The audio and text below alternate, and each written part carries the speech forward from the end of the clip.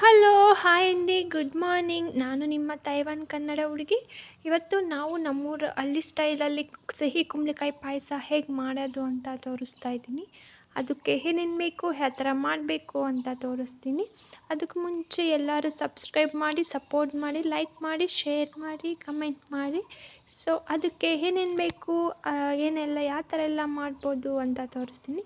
First ಸಿಹಿ ಕುಂಬಳಕಾಯಿ ತೊಗೊಂಡ್ಬಿಟ್ಟು ಅದ್ರ ಮೇಲಿರೋ ಸಿಪ್ಪೆ ಎಲ್ಲ ತೆಗೆದ್ಬಿಟ್ಟು ಚಿಕ್ಕ ಪೀಸ್ದಾಗಿ ಕಟ್ ಮಾಡ್ಕೋಬೇಕು. ಅದಾದಮೇಲೆ ನಾವು ಅಲ್ಲಿ ಒಲೆ ಇರುತ್ತೆ, ಸೊ ಅದರಲ್ಲಾದರೂ ಬೇಯಿಸ್ಕೋಬೋದು, ಈ ಥರ ಕುಕ್ಕರಲ್ಲಾದರೂ ಬೇಯಿಸ್ಕೋಬೋದು. ಒಂದು ವಿಸಿಲ್ ಕೂಗಿಸ್ಕೊಂಡ್ರೆ ಸಾಕು, ತುಂಬ ಚೆನ್ನಾಗಿ ಕ್ಲೀನಾಗಿ ಬೇಯುತ್ತೆ. ಅದಾದಮೇಲೆ ನಾವು ಕಡಲೆ ಬೀಜ ಹಾಕಬೇಕು. ಸೊ ಅದಕ್ಕೆ ಫಸ್ಟು ನಾವು ಈ ಥರ ಫ್ರೈ ಮಾಡ್ಕೊಬೇಕು. ಫ್ರೈ ಮಾಡಿಕೊಂಡು ಅದ್ರ ಮೇಲಿರೋ ಸಿಪ್ಪೆ ಎಲ್ಲ ತೆಗೆದ್ಬಿಟ್ಟು ಮಿಕ್ಸಿ ಮಾಡ್ಕೊಬೇಕು. ಅದಕ್ಕೆ ಏಲಕ್ಕಿ ಮತ್ತು ಬೆಲ್ಲನೂ ಹಾಕ್ಕೊಬೇಕು. ಬಟ್ ನಾನಿಲ್ಲಿ ಮುಂಚೆಗೆ ಬೆಲ್ಲನ ಕುಟ್ಟು ಸೈಡ್ ಇಟ್ಕೊಂಡಿದ್ದೀನಿ ಆಲ್ರೆಡಿ. ಸೊ ನೋಡಿ ಎಷ್ಟು ಚೆನ್ನಾಗಿ ಬಂದಿದೆ ಕುಕ್ಕರಲ್ಲಿ. ಸೊ ಒಲೆಲಾದ್ರೂ ಬೇಗ ಬೇಯುತ್ತೆ ಆ್ಯಂಡ್ ಕುಕ್ಕರಲ್ಲಾದ್ರೂ ಬೇಗ ಬೇಯುತ್ತೆ. ಸೊ ಎಲ್ಲನೂ ಮಿಕ್ಸ್ ಮಾಡ್ಕೊಬೇಕು. ಕಡಲೆ ಬೀಜದ ಪುಡಿ ಆ್ಯಂಡ್ ಬೆಲ್ಲ, ಏಲಕ್ಕಿ ಎಲ್ಲ ಮಿಕ್ಸ್ ಮಾಡ್ಕೊಂಡ್ಬಿಟ್ಟು ಎಲ್ಲ ಚೆನ್ನಾಗೆ ಮಸ್ಕೊಬೇಕು. ಮಸ್ಕೊಂಡಾದಮೇಲೆ ಚೆನ್ನಾಗಿ ಮಸಿಬೇಕು. ಸೊ ನೋಡಿ ಇಲ್ಲಿ ನಾನೀಗ ಚೆನ್ನಾಗಿ ಮಸಿತಾ ಇದ್ದೀನಿ.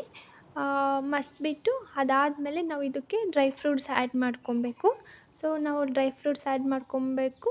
ಅದಾದಮೇಲೆ ನಾವು ಫ್ರೈ ಮಾಡ್ಕೊಬೇಕು ಫಸ್ಟು ಡ್ರೈ ಫ್ರೂಟ್ಸ್ನ. ಸೊ ಇಲ್ಲಿ ನಾವು ಡ್ರೈ ಫ್ರೂಟ್ಸ್ ಇಷ್ಟ ಆದ್ರೇ ಹಾಕ್ಕೊಬೋದು, ಇಲ್ಲ ಅಂತಂದರೆ ಸ್ಕಿಪ್ ಮಾಡ್ಕೊಬೋದು. ಸೊ ನಾನೀಗ ಚೆನ್ನಾಗಿರುತ್ತೆ ಅಂತ ಹೇಳ್ಬಿಟ್ಟು ನಾನು ಡ್ರೈ ಫ್ರೂಟ್ಸ್ ಇಲ್ಲಿ ತುಪ್ಪದಲ್ಲಿ ಫ್ರೈ ಮಾಡಿಬಿಟ್ಟು ಆ್ಯಡ್ ಮಾಡ್ತಾಯಿದ್ದೀನಿ. ಸೊ ನೋಡಿ ಫ್ರೈ ಆಗಿದೆ. ಸೊ ನಾನೀಗ ಆ್ಯಡ್ ಮಾಡ್ತಾಯಿದ್ದೀನಿ. ಅಷ್ಟೇ, ಸಿಂಪಲ್ ಕರ್ನಾಟಕ ಸ್ಟೈಲ್ ಸಿಹಿ ಕುಂಬಳಕಾಯಿ ಪಾಯಸ ರೆಡಿಯಾಗಿದೆ. ಸೊ ನಿಮ್ಗೆ ಇಷ್ಟ ಆದರೆ ಲೈಕ್ ಮಾಡಿ, ಶೇರ್ ಮಾಡಿ, ಕಮೆಂಟ್ ಮಾಡಿ. Thank you, bye.